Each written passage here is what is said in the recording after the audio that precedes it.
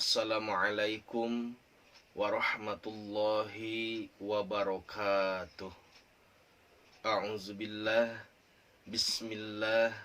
Bismillahil awwal qabla kullil awwal. Bismillahil akhir ba'da kullil akhir.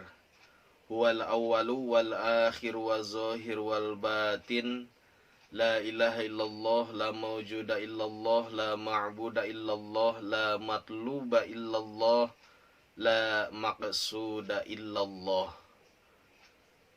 Bismillahi tawakkalna ala Allah, la hawla wa la quwwata illa billahil aliyyil azim. Hadirin rahimakumullah, dalam Islam ada yang disebut dengan masodirul ahkam atau sumber-sumber hukum Islam. Kita semua sudah memahami bahwa menurut Syafi'iyah atau ulama-ulama Syafi'iyah kebanyakan bahwa sumber hukum Islam itu ada 4. Yang pertama ada yang disebut dengan Al-Quran, yang kedua Al-Hadith, yang ketiga Al-Ijma', dan yang keempat Al-Qiyas. Hadirin rahimakumullah, dalam hadis Nabi disebutkan, taraktu fikum amroini, aku tinggalkan kepada kalian amroini, 2 hal. Ma in tamassaktum bihima, kalau kalian memegang teguh kepada 2 hal tersebut, lan tadillu abada, maka kalian tidak akan tersesat selamanya. Apa yang 2 itu? Yaitu Al-Quran was sunnah, Al-Quran dan sunnah Nabi besar Muhammad sallallahu alaihi wasallam. Jadi kalau kita semua ingin selalu berada di dalam jalan yang benar, maka kita senantiasa tidak boleh jauh daripada Al-Quran dan hadis. Kalau ada permasalahan yang tidak terdapat secara langsung dalam Al-Quran ataupun hadis, maka ada ijma' atau kesepakatan para ulama. Kalaupun tidak ada, maka ada juga yang disebut dengan qiyas, yaitu mempersamakan suatu hukum yang belum ada hukumnya di dalam Al-Quran dan hadis kepada yang sudah ada hukumnya. Hadirin rahimakumullah, kita hidup di negara kesatuan Republik Indonesia yang dasarnya adalah UUD 45 dan juga Pancasila. Tidak menjadi masalah selama UUD 45 dan Pancasila memerintahkan kepada hal-hal yang baik, yang diperbolehkan, maka kita harus menaatinya. Akan tetapi kalau keduanya sudah mengandung hal-hal yang dilarang oleh agama, dilarang oleh Al-Quran hadis, kemudian dilarang oleh Allah dan Rasulnya, maka kita wajib mengingkarinya atau tidak menaatinya. Hadirin rahimakumullah, Pancasila, sila yang pertama yaitu ketuhanan yang Maha Esa. Kita semua mengenal di dalam Al-Quran, dalam surah Al-Ikhlas, bahwa Qul huwallahu ahad. Katakanlah, Allahu ahad, Allah itu yang Maha Esa. Allahus samad, Allah itu tempat memohon segala sesuatu.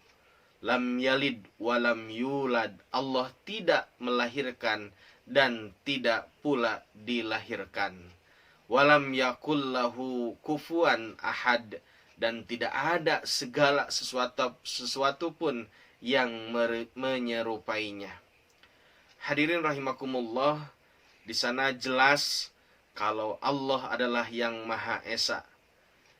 Yang kedua, dalam Pancasila itu, setelah yang pertama ketuhanan yang Maha Esa, maka yang kedua ada yang disebut dengan kemanusiaan yang adil dan beradab. Hadirin rahimakumullah, di dalam Al-Quran dikatakan fala tattabi'ul hawa an ta'dilu.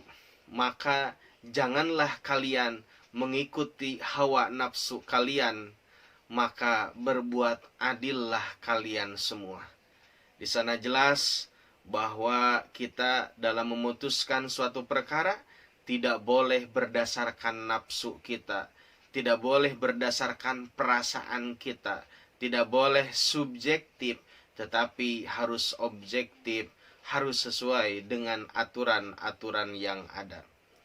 Hadirin rahimakumullah, sila yang ketiga yaitu persatuan Indonesia.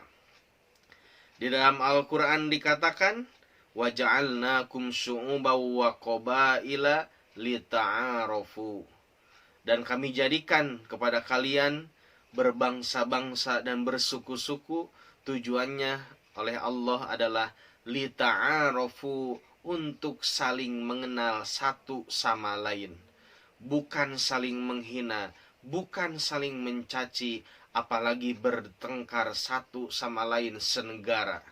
Tetapi kita semua harus mengenal bahwa di Indonesia khususnya banyak terdapat macam-macam suku dan macam-macam bangsa, sehingga dengan kita bertafakur, dengan kita bertadabur, dengan kita bertafahum, mudah-mudahan akan semakin faham dengan keanekaragaman yang Allah ciptakan khususnya di negara Indonesia ini.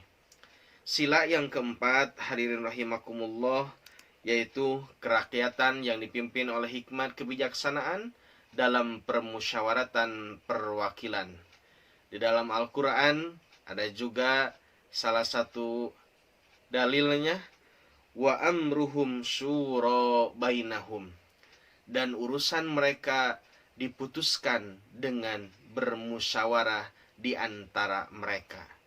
Makanya di Indonesia ada asas musyawarah untuk mufakat. Jadi musyawarah untuk menghasilkan bagaimana kesepakatan, bagaimana bertukar pikiran, bagaimana bertukar pendapat satu sama lain, sehingga saling menghargai dan menimbulkan satu keputusan atau kebijakan yang sangat bermanfaat untuk orang lain, untuk orang yang banyak. Yang terakhir, yang kelima, yaitu keadilan sosial bagi seluruh rakyat Indonesia. Di dalam Al-Quran dalilnya, innallaha ya'muru bil adli wal ihsan. Sesungguhnya Allah memerintahkan untuk berlaku adil, wal ihsan, dan berlaku baik. Sudah selayaknya kita sebagai manusia untuk berlaku adil, apalagi seorang pimpinan itu sangat-sangat punya kesempatan untuk berlaku adil. Dan bahkan kalau pimpinan dapat berlaku adil, insya Allah termasuk ke dalam golongan yang pada hari kiamat mendapatkan ketuduhan daripada Allah Subhanahu wa ta'ala, yaitu al-imamul adil, seorang pemimpin yang adil. Jadi hadirin rahimakumullah, selama Undang-Undang Dasar dan juga Pancasila tidak bertolak belakang dengan Al-Quran dan hadis, tidak menyuruh kepada perbuatan maksiat, maka kita wajib melakukan perintah negara tersebut.